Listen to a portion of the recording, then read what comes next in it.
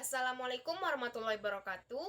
Saya Ririn Azarti, NIM 2023451 dari Prodi Perpustakaan dan Ilmu Informasi. Baiklah, di video ini saya akan menjelaskan materi pertemuan 2 mata kuliah katalogisasi deskriptif tentang sistem informasi di perpustakaan. Perpustakaan diartikan sebagai ruangan atau gedung yang digunakan untuk menyimpan buku dan terbitan. Biasanya, menurut tata susunan tertentu yang digunakan pembaca, dan bukunya bukan untuk dijual. Menurut Darmono, koleksi perpustakaan adalah sekumpulan rekaman informasi dalam berbagai bentuk tercetak, seperti buku, majalah, surat kabar, dan lain-lain. Dan ada juga dengan tidak tercetak, seperti bentuk mikro, bahan audiovisual, peta, dan lain-lain. Organisasi informasi di perpustakaan, organisasi informasi berkisar pada berbagai kegiatan yang bertujuan supaya setiap bahan pustaka dapat diketahui tempat fisiknya melalui nomor panggil, dikenali melalui sajian ringkas dari bahan pustaka yang disebut dengan cantuman bibliografis. Fungsi organisasi informasi adalah untuk membuat dokumen dapat dikenali, dipilih, dan diketahui lokasinya secara efisien pada saat diperlukan.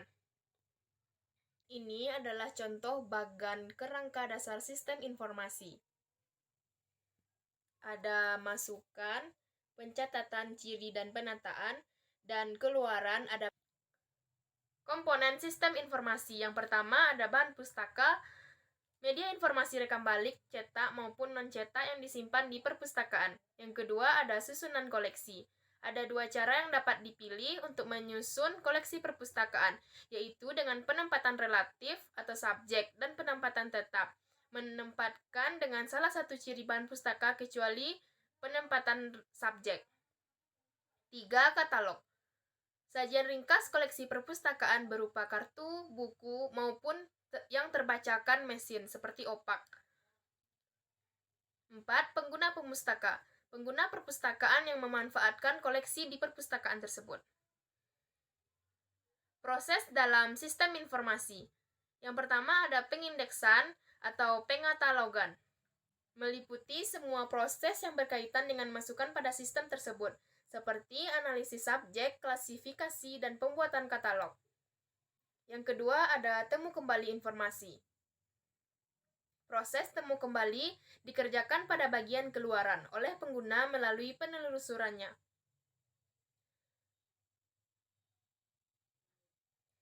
Pengindeksan dan pengatalogan terbagi dua. Yang pertama ada pengatalogan deskriptif, merupakan kegiatan mengidentifikasi dari ciri-ciri fisik buku atau bahan pustaka seperti pengarang, judul, tempat terbit, nama penerbit, dan lainnya. Hasil identifikasinya disebut dengan deskripsi bibliografis. Tujuan dari katalog deskriptif adanya titik akses pengarang yang memungkinkan pengguna untuk menemukan bahan pustaka tertentu yang diketahui pengarangnya. Mengetahui karya dari pengarang tertentu yang ada dalam koleksi perpustakaan. Kegiatan pengatalogan deskriptif perlu diperhatikan keseragaman. The Anglo-American Cataloging Rules adalah pedoman pengatalogan yang standar dan digunakan secara internasional. Yang kedua adalah pengindeksan subjek, suatu kegiatan yang mengelompokkan suatu benda yang memiliki ciri yang sama. Pengindeksan subjek sering disebut dengan klasifikasi. Ada dua tahap kegiatan pengindeksan subjek, yaitu analisis subjek dan deskripsi indeks, yang merupakan sajian ringkas dari kandungan isi bahan pustaka dan berfungsi sebagai titik akses subjek. Titik akses subjek dalam katalog dan susunan koleksi bertujuan untuk menunjukkan subjek-subjek tertentu yang ada dalam koleksi perpustakaan, menunjukkan kaitan yang ada di antara subjek-subjek yang ada dalam koleksi perpustakaan. Klasifikasi dan tajuk subjek. Klasifikasi dan tajuk subjek memerlukan adanya pemahaman mengenai yang pertama, teori yang mendasari analisis. Yang kedua, mekanisme skema klasifikasi dan daftar tajuk subjek yang digunakan untuk menemukan nomor kelas dan tajuk subjek.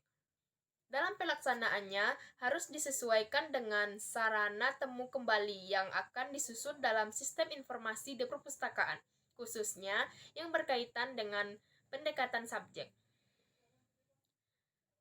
Sekian materi yang dapat saya sampaikan dan jelaskan. Terima kasih. Assalamualaikum warahmatullahi wabarakatuh.